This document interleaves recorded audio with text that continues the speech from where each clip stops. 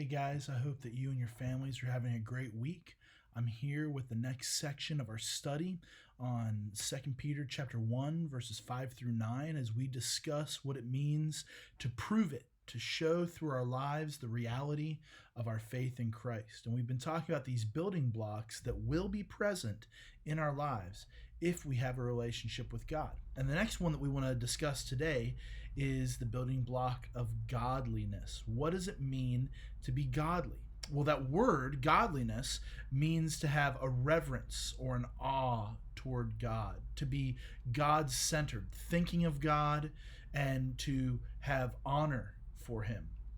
It does not mean to be like God. Many times Christians misunderstand what this word means. So when we read that we're supposed to be adding godliness to our lives, a lot of times we can make that very action oriented. I need to act or react or live like God. But godliness is actually an attitude of the heart. It has very little to do with how a person looks, and a lot to do with how they think and how they feel.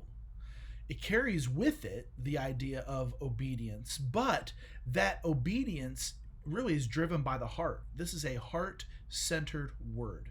So if we are going to be godly, it means that we will be thinking of God, that our lives will be centered on God, that we'll have a reverence, an awe, a respect for God, and that will drive what we do. So what we do is really just an outgrowth of godliness. It is not godliness in and of itself.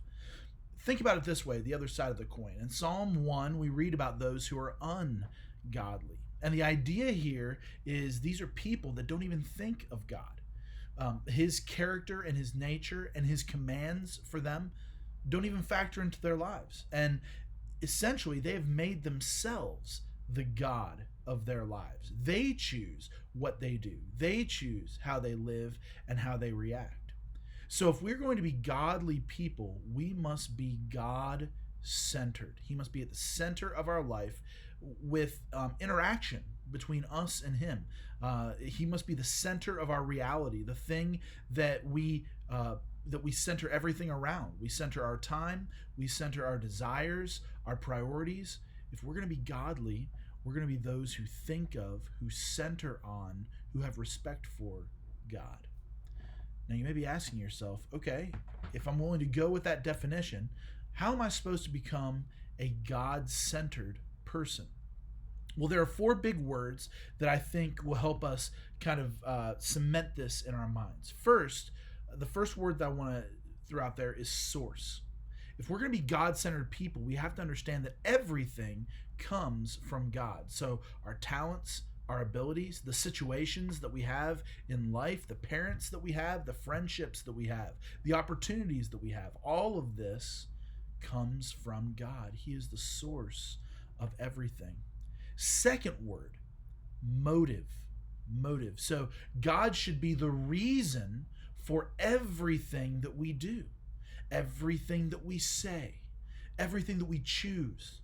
God should be the motive behind everything else, pleasing Him and serving Him with our lives. So we shouldn't be doing things because of tradition or because we want to stay out of trouble or because we want to get something that is our own desire or make ourselves look good. And we'll talk about that more in the next point. No, our motive should be, I want to please God with my life. He is the source of everything, and pleasing Him is the motive of everything. But then the third word that helps us kind of understand how to be God-centered is the word goals. We all have goals for our lives, but God tells us in His Word that He has a goal for our life as well.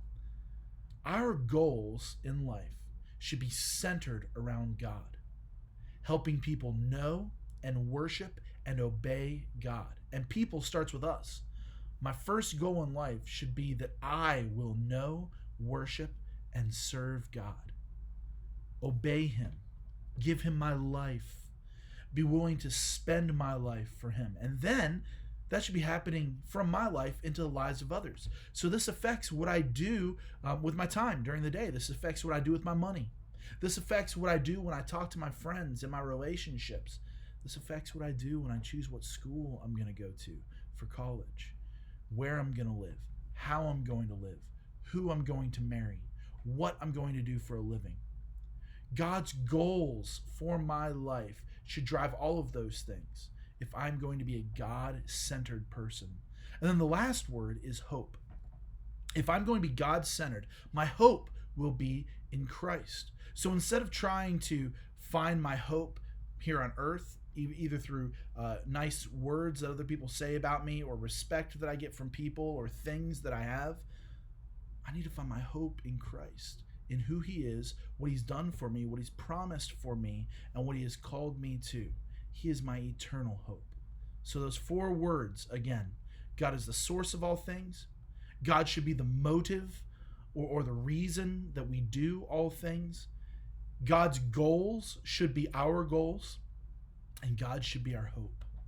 So here's some homework for us this week as we seek to become more God-centered day by day. First, I want you to write down where you think you'll be and what you'll be doing in 5 years. What's your 5-year plan? Or your 5-year hope, your 5-year dream? What do you see for yourself in 5 years? And then I want you to look at that plan and write out some bullet points underneath it of how God factors into that. How are you going to be living with God, living for God, serving God? Where does he factor into that 5-year plan? You have goals for yourself, but what are God's goals for you over the next 5 years? And then I'd encourage you to sit down with that plan with your parents and talk to them about it. Maybe they have some thoughts on what God's goals might be for you in the next 5 years. In fact, I'm pretty sure that they do. And as you talk through that, this is an opportunity to see, is God really the center of my life? Is he the center of my hopes and dreams? Is he the center of what I'm working for right now to accomplish in the future? Am I a godly person? Guys, this is an exciting conversation because as we work through these building blocks, what we come to see is that there are areas of growth for all of us. None of us is going to be perfect. And God tells us that he is going to give us the power to live out these things in our lives. So have that conversation with your parents as you write out that 5-year dream plan. And I can't wait to see how God uses these things in our lives to show others what it's like to be a Christian. I hope you guys have a great week. And if I can do anything or Natasha can do anything for you guys, feel free to reach out to us. We want to serve you however we can. Stay safe and stay healthy, and we look forward to seeing you